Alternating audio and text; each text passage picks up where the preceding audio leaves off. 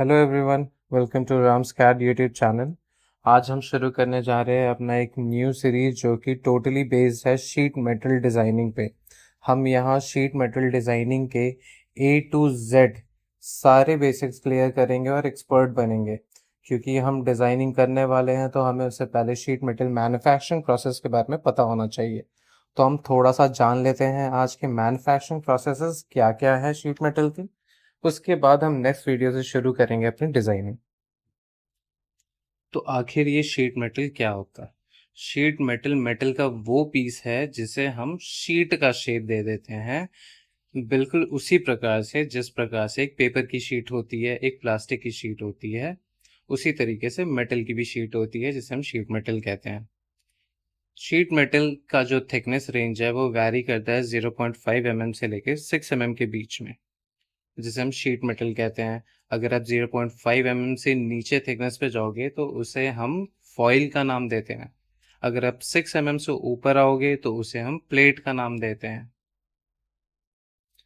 कुछ बहुत common materials जो कि शीट मेटल इंडस्ट्री में यूज़ होते हैं जिनमें है mild steel, stainless steel, aluminium, copper, brass etcetera.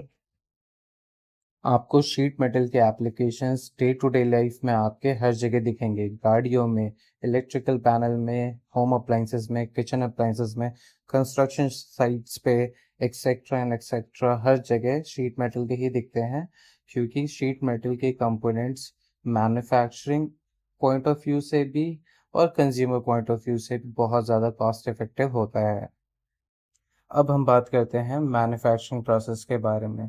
सबसे पहले हमारा स्टेप आता है कैड यानी कंप्यूटर एडेड डिज़ाइनिंग। उसके बाद आता है कैम यानी कंप्यूटर एडेड मैन्युफैक्चरिंग। जब डिज़ाइनिंग और कैम हो जाता है उसके बाद हमारी शीट चली जाती है कटिंग के लिए।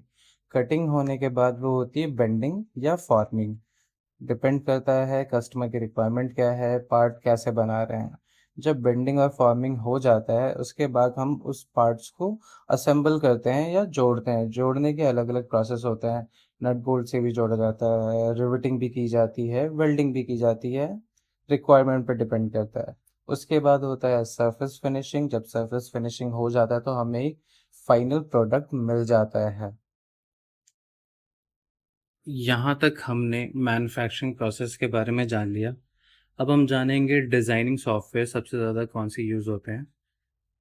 आप शीट मेटल इंडस्ट्री में जाओगे, सबसे ज़्यादा यूज़ होता है सॉलिडवर्क्स और ऑटोकैड, जो कि डिज़ाइनिंग सॉफ्टवेयर है। कैम में आप जाओगे, वहाँ यूज़ होता है AP100 और सिपकट। आपका सॉलिडवर्क्स है 3D के लिए, ऑटोकैड है 2D के लिए।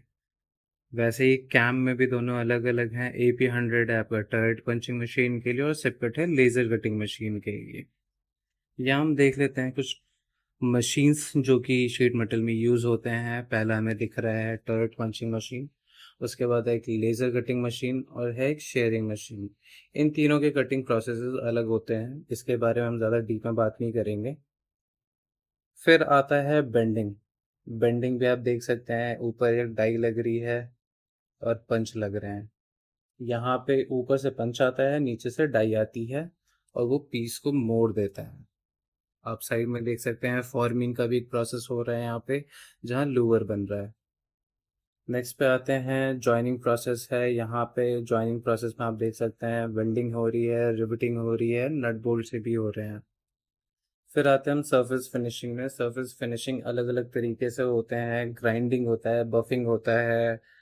इसके बाद हम उसे पीटी कहते हैं, फिर पाउडर कोटिंग करते हैं। डिपेंड करता है कि हमारी रिक्वायरमेंट कैसी है प्रोडक्ट की। अगर पाउडर कोटिंग करनी है तो हम पाउडर कोटिंग करेंगे।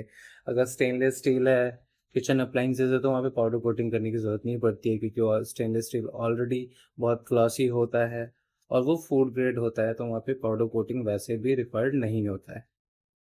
मैं उम्मीद करता हूँ कि अब आपको शीट मेटल मैन्युफैक्चरिंग प्रोसेस के बेसिक नॉलेज मिल गए होंगे।